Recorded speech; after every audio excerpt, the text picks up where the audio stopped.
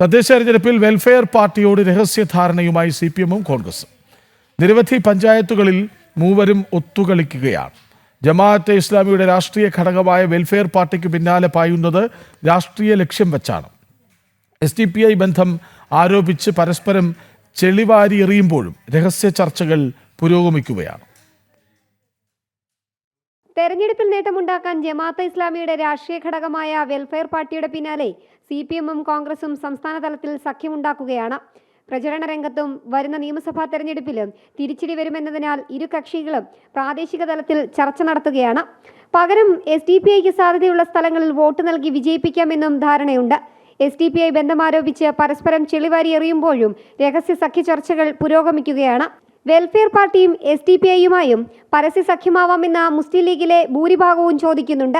കോഴിക്കോട് ജില്ലയിൽ മുക്കം മുനിസിപ്പാലിറ്റി, താമരശ്ശേരി, കൊടിയത്തൂർ, വേളം, ആയഞ്ചേരി, ചങ്ങോരത്ത്, തിരുവമ്പാടി പഞ്ചായത്തുകളിൽ വെൽഫെയർ പാർട്ടിയുമായി UDF ധാരണയായി എന്നാണ് സൂചന.